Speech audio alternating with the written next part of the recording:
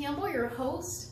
Guys, so this week the episode is going to be a little different because this is actually a letter. This episode's it's a letter, and it's a letter that I'm writing to my viewers. What I'm doing in this letter is I'm explaining my passion behind launching this talk show, and what my real motivation is. You guys, you see me every week stand in front of this camera and talk about a variety of topics, and I thought that I owed it to my viewers and my fan base to actually sit down and just write a real letter, on like real notebook paper. You can see it, like on real paper,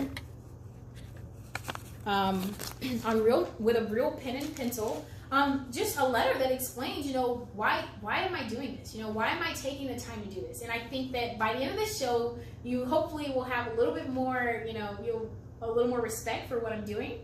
Okay, so that's what this show is going to be about. It's me. That's what I'm doing. I'm going to read this letter, and it's going to be really me defining why I do what I do, and what drives me. Particularly relating to this show. Okay, guys. So for starters, the show is designed to teach today's millennials how to analyze politics and current events from a unique perspective. Okay, so in school there's this model, and it's intended to teach us how to analyze things from a certain perspective. There's nothing wrong with that model, but the problem is that a very small portion of this model allows, for one's own perspective, right? Most of the time it's very institutionalized, it's very structured.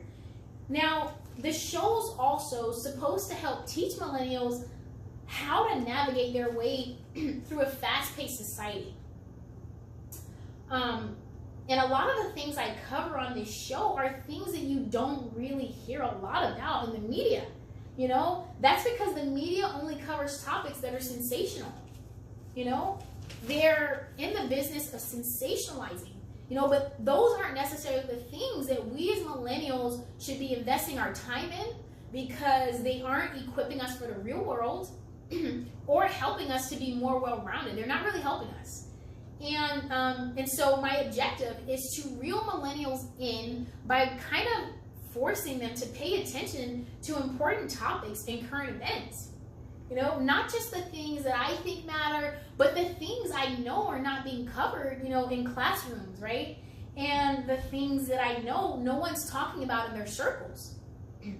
So I'm kind of trying to be a trendsetter, if you will, but in a way that wakes my generation up.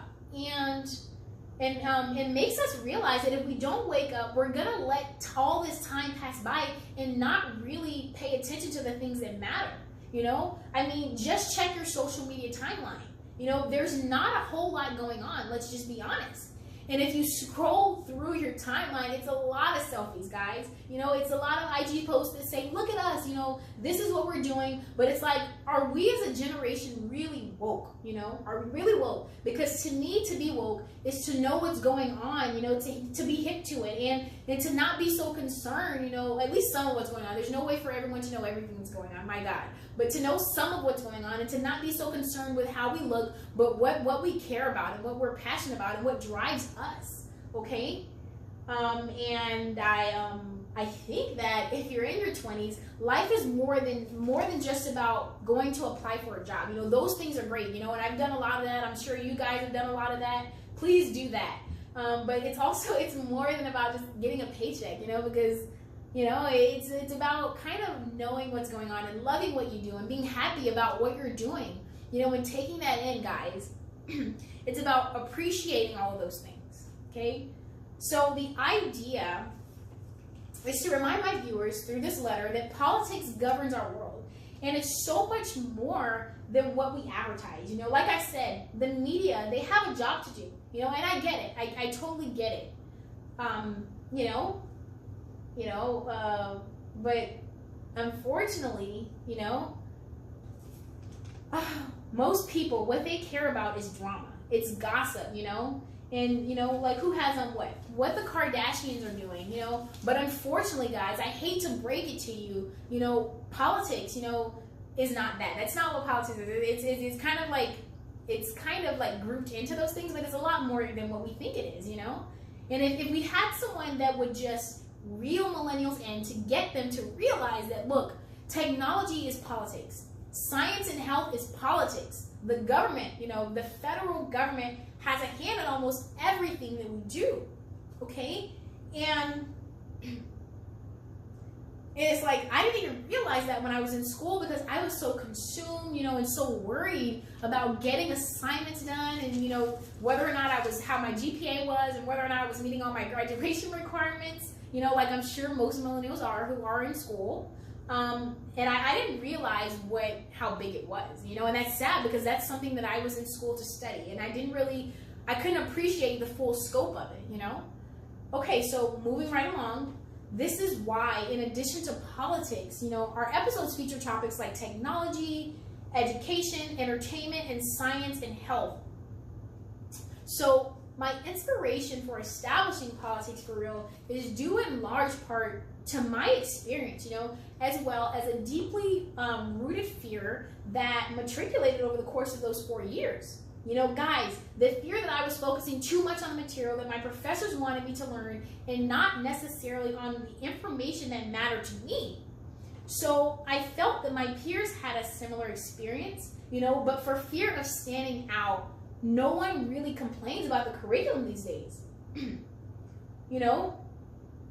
You sometimes, you have doubts, about the curriculum that's been laid in front of you, and that's normal. For those of you who don't know, it's natural. And this is not a jab at professors, and this is not a jab at my university. So I hope that if you guys are watching this, that you don't overanalyze it. It's not meant to insult anyone. It's not. And I honestly, I can stand here, I'm warm enough to stand here and say, that there are a lot of times, I didn't even go to class. There were a lot of times that, I think I even got in trouble for not citing my sources correctly, and I think that, I think it was that one of my papers, it was the final paper, my professor called me out on it, and she got the department chair involved, she made a big deal out of it, and it was what it was. But, that was one of the mistakes that I made. So I'm not insulting my university or anything like that. I think that it was a big job. I almost actually didn't graduate over it. That's just how serious it was. So there were a lot of times when I didn't do what I was supposed to do, and I'll admit that, I have no problem admitting that. I'm going to call myself out on my own show, on my own talk show. That's what this is about, realness. I wasn't the perfect student. I wasn't the one that was always in office hours. I had better things to do than go to office hours. Like I said, some days I skipped class, but I always had in the back of my mind this yearning desire to learn, this to want to do better and to want to be better.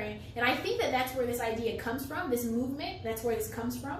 And I think this is a testimony that just because you go to all the office hours and just because you do everything right in college and just because you think you're doing everything right in life, it doesn't mean, it doesn't really mean anything. Your GPA, honestly, guys, it doesn't really, unless you're trying to get into law school, it doesn't really mean anything. And I think we get so confused with that. That's great if you do have, you're doing well. I applaud you for that. Congratulations. That's what they want you to do.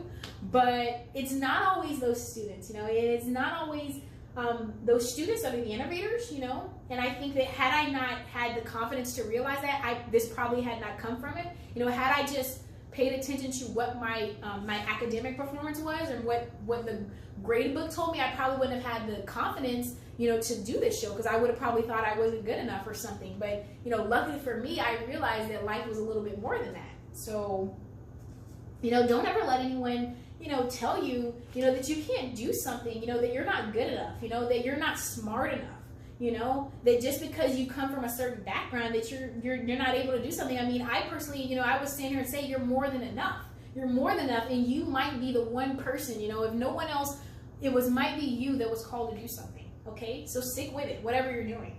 Okay, because some of the world's biggest world changers, guys, I'm actually getting out of this letter a bit. But some of the world's biggest world changers, they didn't go to college. Some of them dropped out of college, and some of them just didn't care. They just stumbled upon these amazing ideas, and now the whole world is eating out of the palm of their hands, off of something that they just all they did was they believed in themselves enough, you know, and that's what I'm encouraging you guys to do. You know, who cares what people think? You know, believe in your idea enough if no one ever supports you, you know.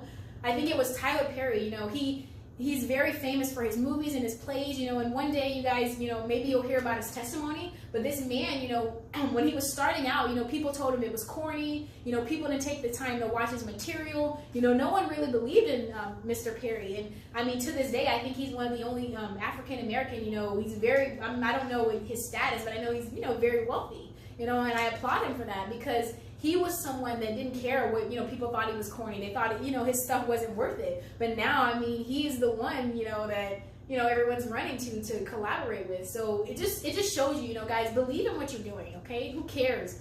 If no one ever tells you that your material is good or that they, you know, that you have enough, you have to know that. You have to believe that, okay? So moving right along, I'm actually just reading this letter now. So the fear that I was focusing too much on the material that my professors wanted me to learn and not necessarily on the information that mattered and the information that mattered to me. Like I said, they have a job to do, right? You know, professors, they have a job to do. Their job is to create a certain curriculum, you know? But at the end of the day, it's like, who are you, you know? You know, what do you want?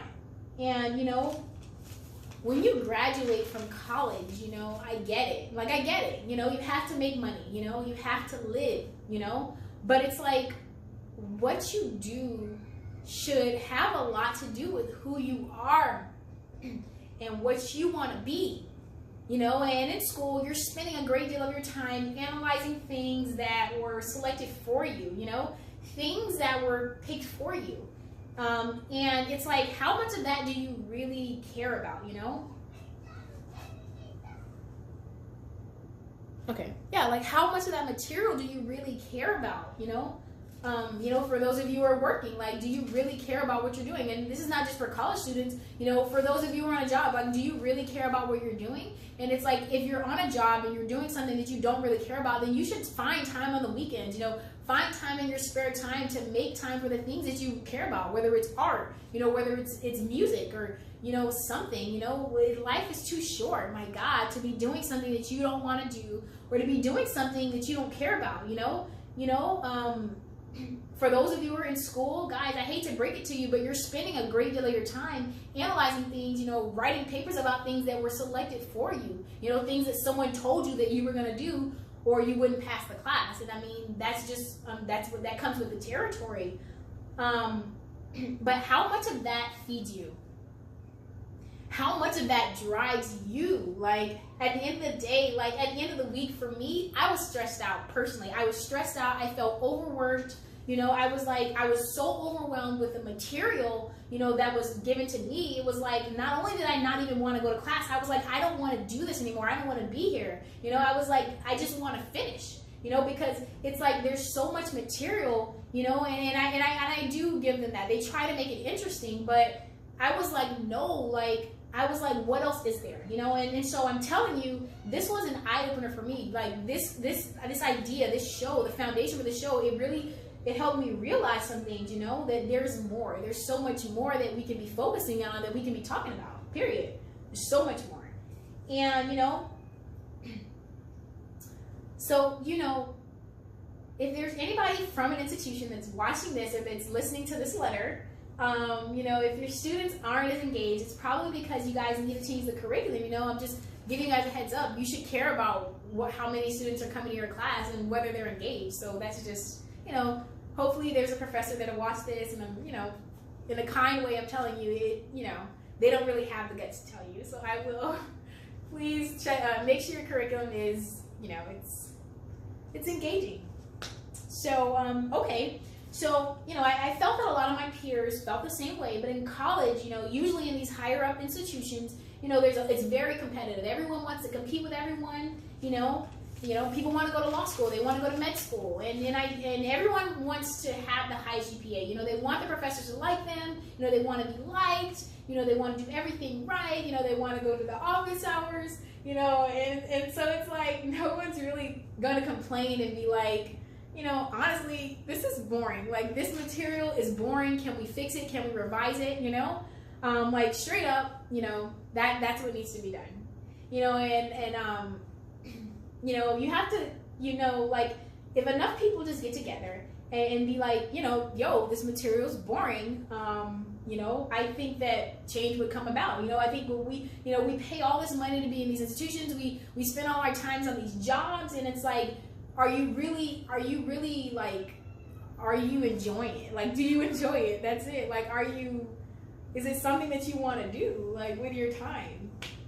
So, okay, so, like I said, I felt like a lot of people felt the same way, but like I said, because we all have things that we're working on, you might want to go to law school, you might want to go to med school, and at the end of the day, for me, my goal is always to be the best version of me. I'm not competing with anyone else. I'm trying to be the best version of me. And I know that it's hard for me to do things I don't want to do. Life gets real sometimes, and sometimes you got to work jobs. Sometimes you got to pay the bills. So sometimes you have to work jobs that you don't want to work, jobs that you absolutely hate, just so that you can eat. Sometimes you got to go to a job that you don't want to go to, so that you have a roof to live. And if ever, you can't always do everything you want to do, and I get that. And I think that's a very mature mindset to realize that sometimes you do have to do things you don't want to do so that you can survive. But for the purpose of me explaining my passion for the show, what helped me realize that this is what I wanted to do was the things that I didn't want to do, right? I realized it's difficult for me to spend time and to devote myself to things that I personally don't want to do. That's just who I am. That's explaining me.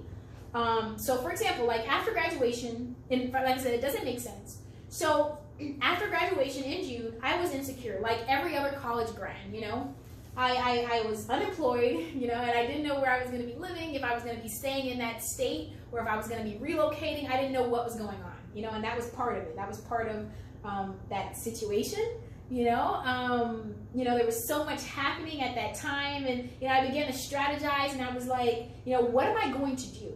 How am I going to use this degree that I just worked so hard on, spent 4 years? How am I going to use this? I panicked. Am I going to get another office job? Like, am I going to even get a job? Am I going to have to work for Taco Bell? And so lucky enough for me, I had a little bit of support, that kind of pushed me and motivated me along the way, helped me figure out what my calling was. But yeah, don't waste your time, guys. So that's when I realized. I was like, I didn't have the highest GPA, and it was really embarrassing. It wasn't a good at all. It's nothing to brag about. I definitely I'm not going to law school right now, but I was like, okay, I enjoy teaching, right? I'm a good mentor, I can teach, right? And I was like, I have an idea, right? Like, let me launch this political talk show, like the ones I see on CNN, like the ones I see on MSNBC, like the Rachel Maddow show, like the freaking Anderson Cooper show, like Cuomo Primetime. I was like, that's gonna be me. Like, I had to look myself in the mirror and say, like, I can do that too. Like, they may not look like me, but like, I think I can do that too. And I love their shows. I respect their shows. So I was like, okay, like, how am I going to do this? Like, I have this idea, like, what am I going to call this, yo? Like, am I going to call it politics for fun? Like, this was the mindset. Like, this is what happened. I was like, am I going to call it politics for millennials? Like, who am I going to target? Like, what am I going to do? It's like, when you have something deep down on the inside of you, you just have to do it. And if you don't do it, it's going to bother you for the rest of your life. Like, that's what this was like. Like, I was like, this is like my calling. Like, this is part of my calling, not the only thing. And I was like, okay. And then I started strategizing, like throwing ideas around. I spent weeks and days just thinking about it. Some days not writing anything down, just thinking about it. And I was like, okay. Then I started thinking about the things that describe who I am as a person. I'm genuine. I'm loving. I'm the type of person that will watch your kids. Sometimes I'll even watch them for free and not say anything. That's just who I am. I'm a good person. And that's who I am. And I was like, okay, like, I'm real. I'm a real person. Like, I'm the type of person that I want to be my best friend. Like. That's a weird thing to say, but no, I'm the type of person I would want to be around. Like, I was like, I'm a real person. I'm genuine. I was like, I'm gonna call the show. I think I'm gonna call the show Politics for Real. And and that is where we are, guys. So This is a letter to my viewers. Sincerely, Brianna Campbell. This has been Politics for Real. Thank you guys so much for watching. Guys, we'll see you next week.